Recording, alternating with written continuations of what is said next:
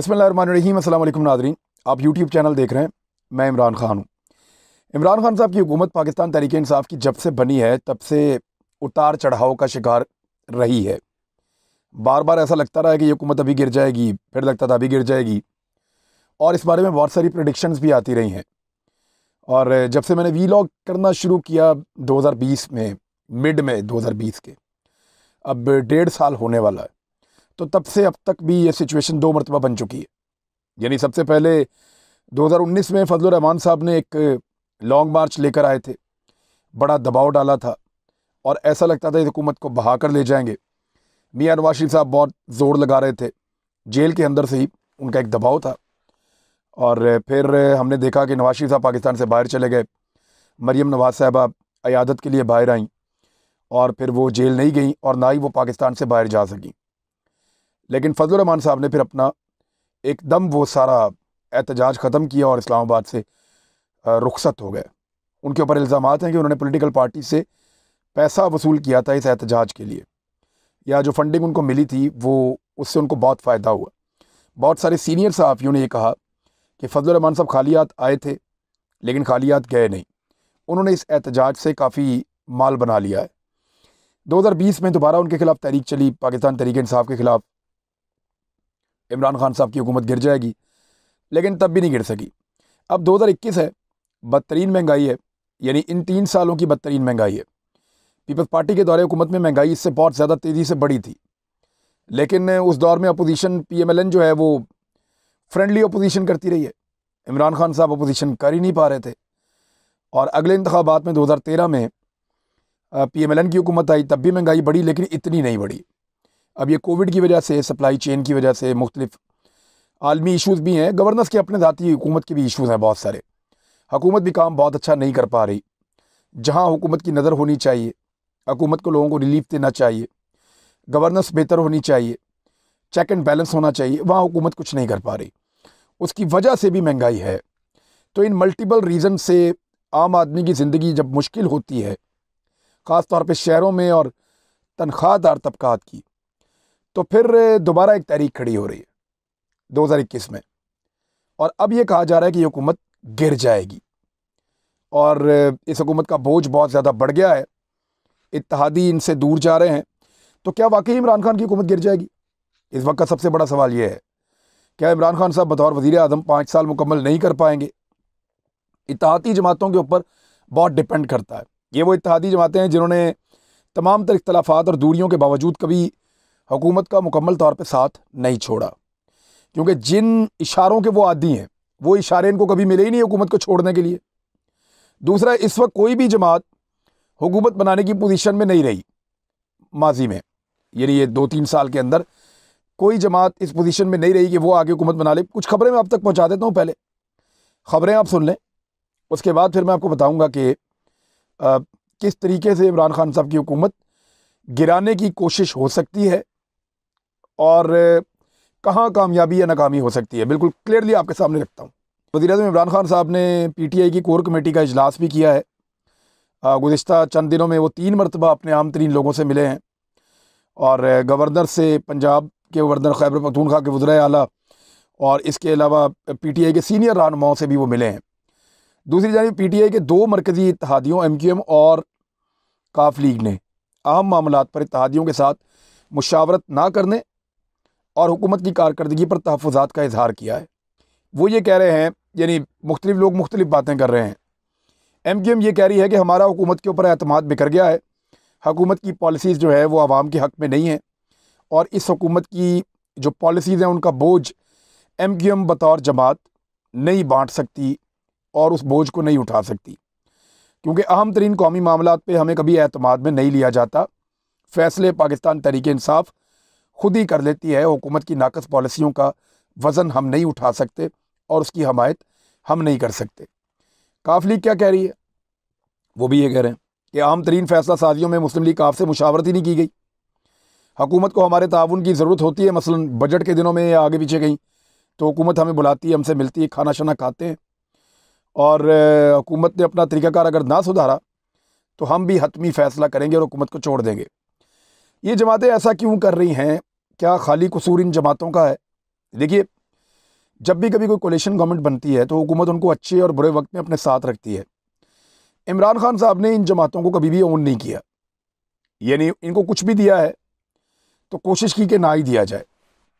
काफ league के बारे में उनकी कभी अच्छी राय नहीं थी माजी में, और ऐसा लगता है कि अब भी नहीं है। एमक्यूएम के बारे में माजी में उनकी अच्छी राय नहीं थी, ऐसा लगता है कि अब भी नहीं है। वो मजबूरन इन दोनों जमातों को साथ चला रहे हैं कि इनके बगैर हुकूमत बन नहीं सकती, और ये जमातें उनके साथ इसलिए चल रही हैं कि ये भी हुकूमत में रहना चाहते हैं कि कम से कम हुकूमत में रहने का ये तो है कि हमारी हुकूमत है इस मुल्क में। तो ये वक्त ऐसे गुजर गया है। इमरान खान साहब ने इनके साथ वो सलूक नहीं किया जो इत्तेहादियों के साथ होता है। मिसाल के तौर पे कोई बड़ा इवेंट वज़ीर-ए-आज़म पाकिस्तान इमरान खान साहब करते हैं तो उनके दाएं बाएं काफ लीग के और एमक्यूएम के लोग हैं, वो नज़र नहीं आते। वो सिर्फ पीटीआई बतौर जमात वो कर रही होती है। मिसाल के तौर पे उन्होंने एक बहुत बड़ा रिलीफ पैकेज अनाउंस किया है।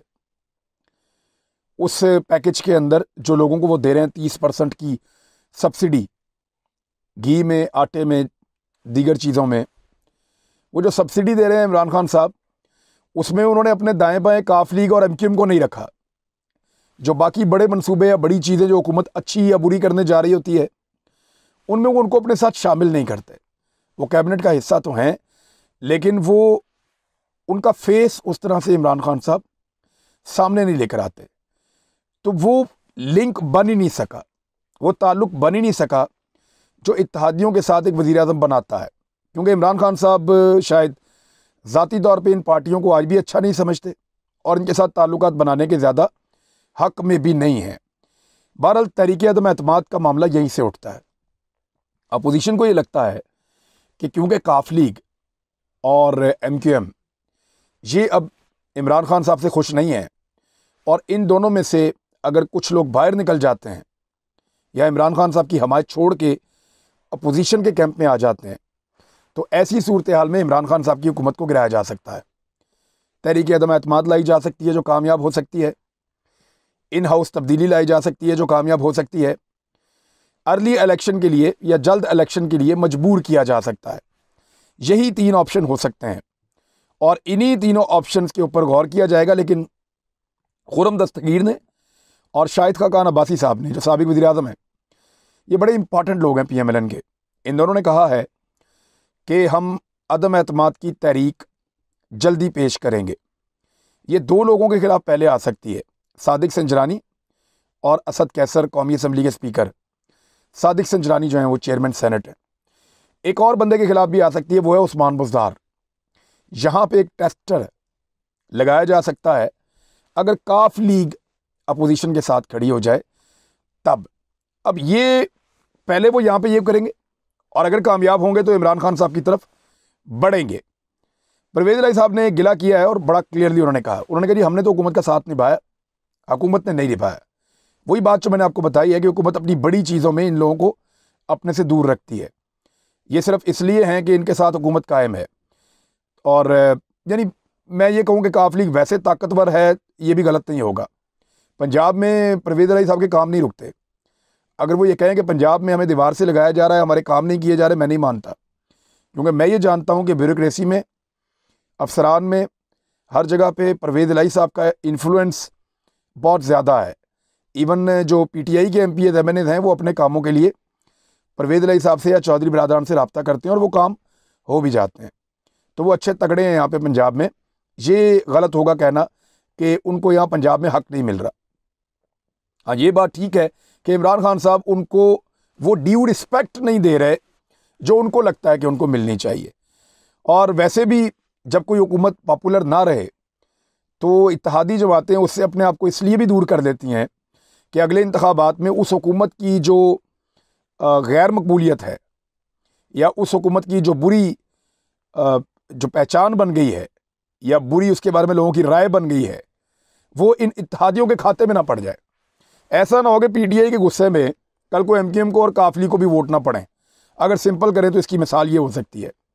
यानी जिस तरह की गवर्नेंस उस्मान बुज़दार ने की है, इस बोझ को इमरान खान साहब तो उठा सकते हैं, क्योंकि वो तो बहुत अजीबोगरीब किस्म के बोझ भी उठा लेते हैं।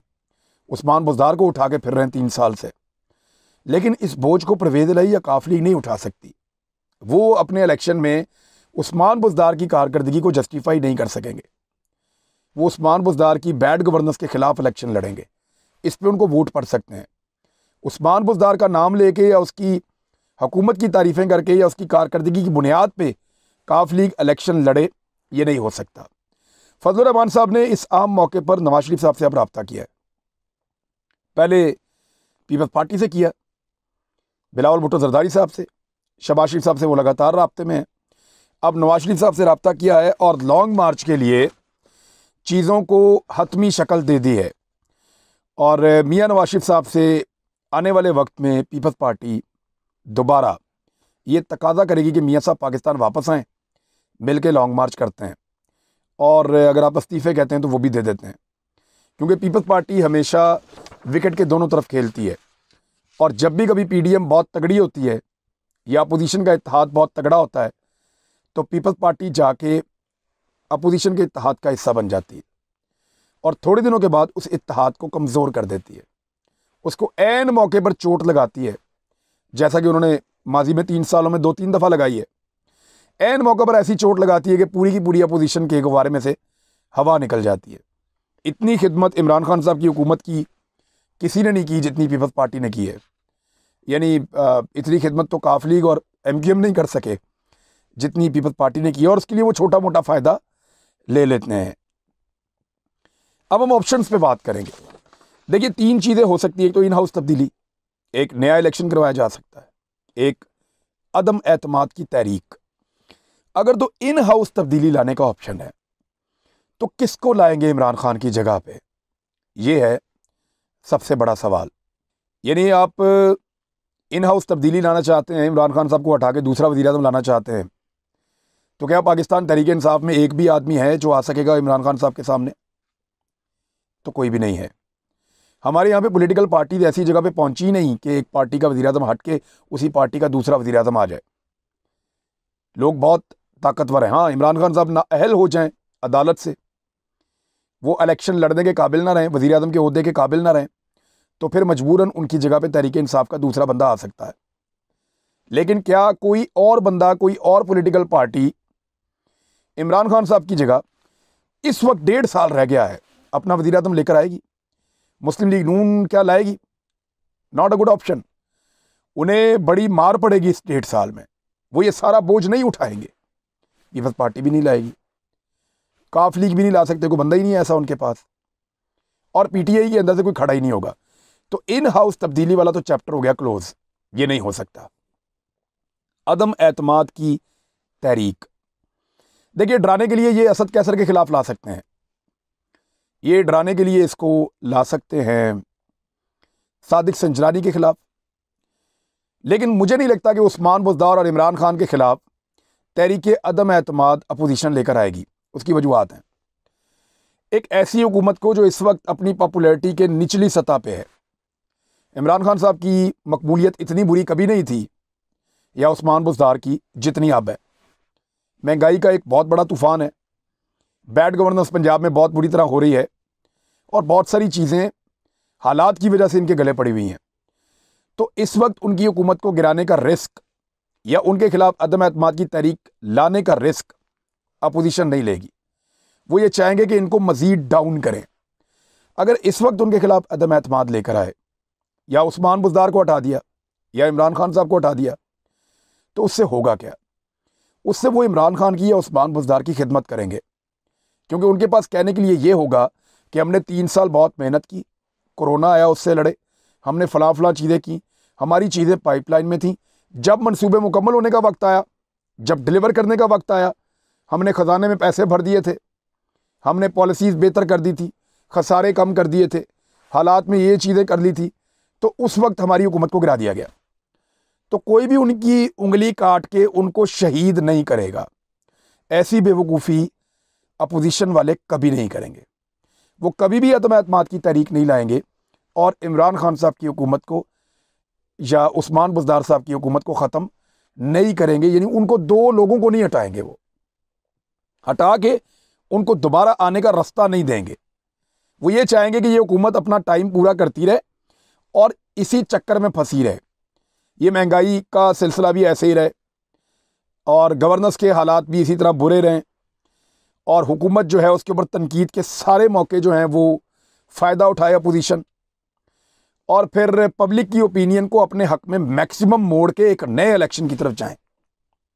अब आ जाए अर्ली इलेक्शन कि क्या नया इलेक्शन करवाने के लिए अपोजिशन कोई दबाव डाल सकती है? तो देखें, उसके लिए दो ही तरीके होते हैं। असम्बलियाँ तोड़ दें कि जी असम्बलियाँ टूट गई, अब नया इलेक्शन होगा पाकिस्तान में, और ये इख्तियार जो है वो गवर्नमेंट के पास है। वो तो ऐसा नहीं करेंगे, वो तो गिव अप नहीं करेंगे। वो कहते हैं जो हार, इमरान खान साहब खुद कहते हैं वो बार बार के हारता वो है जो हार मान लेता है, तो वो अपनी मिसाल के खिलाफ तो नहीं जाएंगे, हार तो वो नहीं मानेंगे। तो अपनी हुकूमत को ख़त्म करके नए इलेक्शन को तो वो अनाउंस नहीं करेंगे, जितना मर्जी बड़ा एहतजाज आप लेकर चले जाएं। और क्या सारी जमातें इस वक्त नए इलेक्शन में जाना चाहती हैं? इस वक्त तो कोई भी नहीं जाना चाहता। वजह यह है कि इलेक्शन में जाने की तैयारी किसी की नहीं है। हालांकि इस वक्त अगर इलेक्शन हो जाए तो हुकूमत को वोट बहुत कम पड़ेंगे, लेकिन अपोजिशन भी पूरी तरह तैयार नहीं है। वो तैयार क्यों नहीं है वो मैं आपको बताता हूं, लेकिन हुकूमत को वोट कम पड़ेंगे और बहुत कम पड़ेंगे इस वक्त अगर इलेक्शन हो जाता है। तो हुकूमत गिराना इस वक्त कोई अक्लमंदी नहीं होगी, वो इनको ऑक्सीजन फराहम करने के मुतरादिफ होगा। मिसाल के तौर पे नवाज शरीफ साहब नाअहल हैं, मरीम नवाज इस वक्त नाअहल हैं, शहबाज शरीफ साहब संगीन नौयत के मुकदमात चल रहे हैं, वो बेचारे सिर्फ टाइम गेन कर रहे हैं, वक़्त ले ले के, तारीखें ले ले के वक्त गुजार रहे हैं कि कहीं से कोई मुझे रेस्क्यू कर ले आके। पीपल्स पार्टी जो है वो सिंध की पार्टी बन के रह गई है, बाकी जगहों पर नहीं है। और क्या इस वक्त अगर वो इंतखाबात में जाते हैं तो फिर एक कोलिशन गवर्नमेंट उनको भी बनानी पड़ेगी।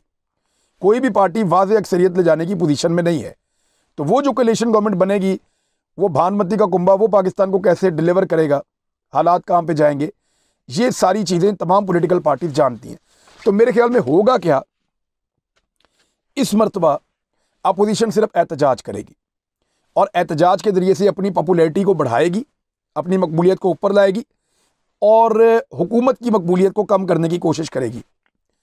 हुकूमत के पास क्या ऑप्शन है इस पर पूरा वीलॉग करूँगा, लेकिन सिर्फ इतना आपको मैं बताऊँ कि अब हुकूमत को भी ये पता है कि 1-1.5 साल के बाद इलेक्शन आने वाला है पाकिस्तान में, इसलिए वो भी अब घर नहीं बैठेंगे, वो भी जलसे करेंगे, वो भी रैलीज निकालेंगे, वो भी पॉलिटिकल एक्टिविटीज़ करेंगे। वो जलसे का जवाब अब जलसे से देंगे।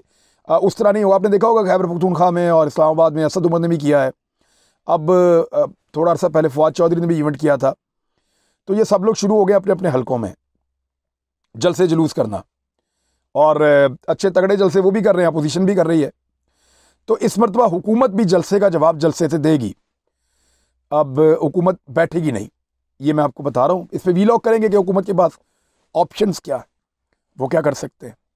बहरहाल एक चीज़ मैं आपको क्लियर करूँ कि इस सारी सूरत हाल में, इस सारे सियासी गंद से पाकिस्तान की इस्टेब्लिशमेंट में मैं जिम्मेदारी के साथ आपको कह रहा हूँ कि फ़िलहाल अपने आप को बाहर रखने की पूरी कोशिश की है और वो इसके अंदर नहीं आना चाहते।